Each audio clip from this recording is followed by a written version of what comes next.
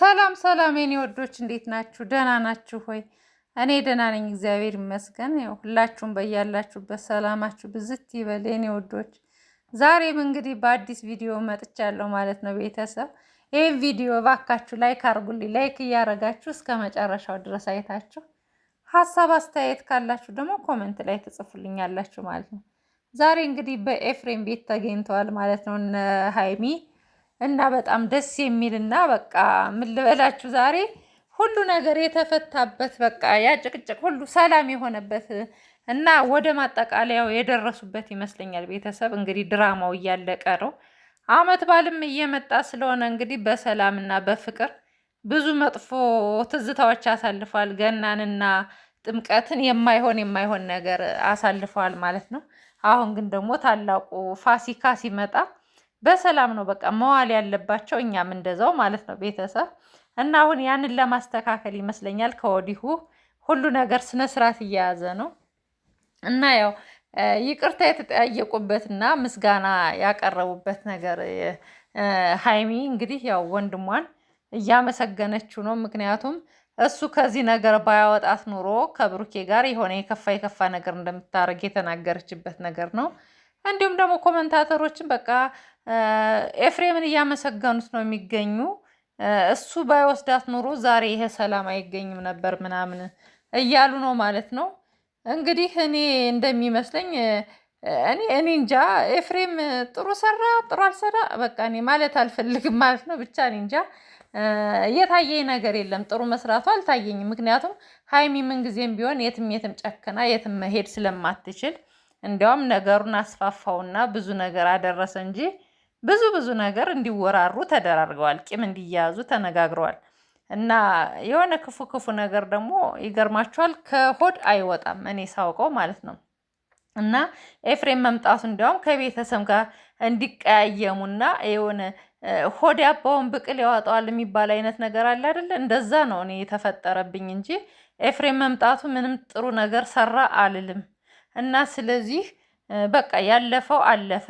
ከዚህ በኋላ ለሚመጣው ነገር ግን በቃ ሰላም ፈጥረዋል። ከዚህ በኋላ እቤታቸውን ገብተዋል። ራሳቸውን አስከብረው መኖር የሚችሉ ራሳቸው ብቻ ናቸው ማለት ነው። ቤተሰብ ለማንም ፊት ሳይሰጡ ብሩኬ ሲያጠፋ እሷ እየተቆጣች እሷ ስታጠፋ እሱ እየተቆጣ እየተማማሩና በቃ እየተሳሰቡ ነው መኖር ያለባቸው። ሶስተኛ ወገን ማምጣት ምናምን በቃ ከዚህ በኋላ ይብቃ ነው የምል እኔ። አያስፈልግም በቃ ቢጣሉ እንኳ እሷን ማስቀናት ብሎ ሌላ ሰው ማምጣት ሳይሆን በቃ እንደዚሁ ራሳቸው ተነጋግረው ወንድምም ሳይገባ የእሱም ወንድሞች የእሷም ወንድም ሳይገቡ በቃ ሁለቶች ብቻ ቤት ዘግተው ማውራትና መወያየት ነው እንጂ ያለባቸው።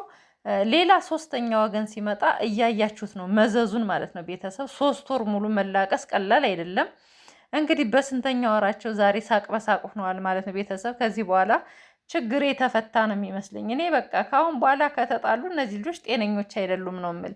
አሁን ባለፈው እንግዲህ እንዳያችሁት እንትን ኤፍሬም የሆነ መረጃ ይዟል ምናምን፣ ይሄ ቅመም ነው ቤተሰብ፣ ለድራማው ማሳመሪያ የተደረገ ነው እንጂ ወንድም እህቱ ላይ የሆነ ነገር ሊይዝ አይችልም። ይሄ ዝም ብሎ አለ አይደለ የፈጠራ ነገር ነው።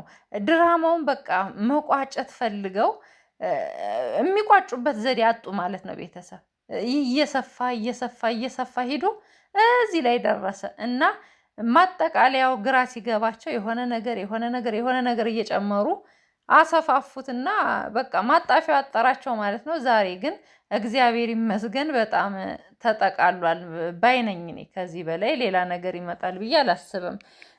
ያው እንግዲህ ላይቭ ላይ ማየታቸዋቸዋል ብዙ በቃ የፍቅር እንትን አሳልፈዋል። እኛም ደስ ብሎናል፣ ተደስተናል።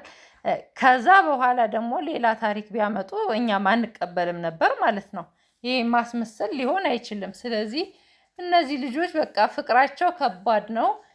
ማንም ሊለያቸው አይችልም። ማንም ቢገባ ማንም ሊለያቸው አይችልም ማለት ነው። የልጅነት ፍቅር ማለት በጣም ከባድ ነው። እነዚህ ብዙ ነገር አሳልፈው ለፍቅራቸው መስዋዕትነት ከፍለው እዚህ ደረጃ የደረሱ ልጆች ናቸው። ከዚህ በኋላ ሰው አይገባባቸውም ማለት ነው። እነሱም ኮስተር ብለው የሆነ በቃ ከፈለጉም ቤታቸውን ግን ለምን ይለቃሉ? እነሱ ግንባር ካልሰጡ እኮ ሰው ዘው ብሎ ቤታቸው አይመጣባቸውም አይደለ? የሆነ ሰው ፊት ስትሰጡት ነው በቃ ቤታችሁ እየመጣ ሊያስቸግራቸው የሚገባ እንጂ ቆፍጠን ብላችሁ ዞር በይ ከዚህ ምናምን ይቻላል በገዛ ቤታችሁ እና አሽቀንጥሮ መወርወር ሁላ ይቻላል። የምን ይሉንታ ማለት ነው። ይሄን ሁላ ስቃይ ማን ተሰቃየላቸው? እራሳቸው ናቸው የተጎዱ።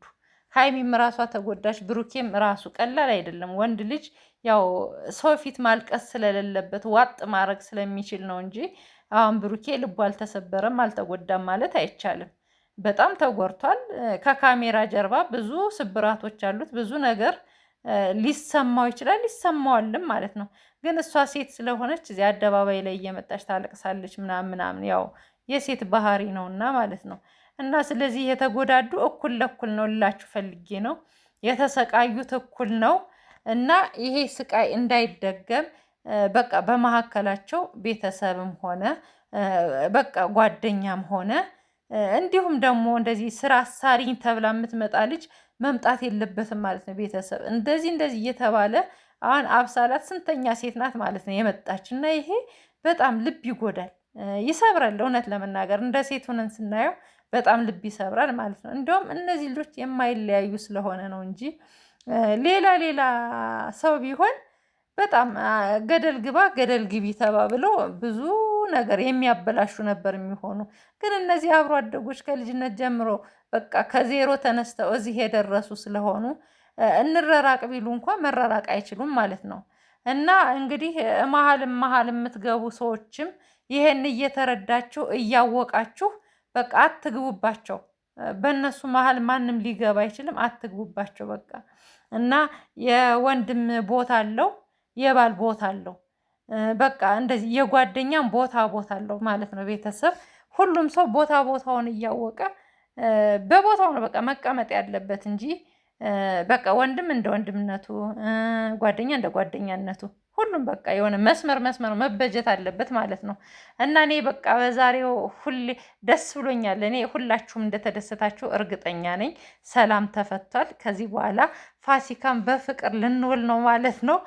እንግዲህ ቤተሰብ እናንተ ደግሞ እኔ ሳይታየኝ እናንተ የታያችሁ ነገር ካለ ያው እንደተለመደው በጨዋ መልኩ ኮመንት ላይ ማስቀመጥ ትችላላችሁ የኔ ወዶች።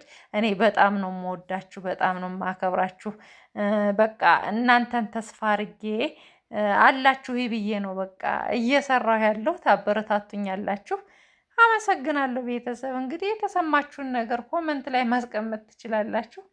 ሰብስክራይብ ያላረጋችሁ ቤተሰቦች ደግሞ እንዲሁ በቃ እግር መንገዳችሁን የመጣችሁ አረፍ እያላችሁ እንግዲህ ያው ሰብስክራይብ እያረጋችሁኝ ሂዱ ማለት ነው ቤተሰብ። አመሰግናለሁ። ሰላም እደሩልኝ ውዶችዬ።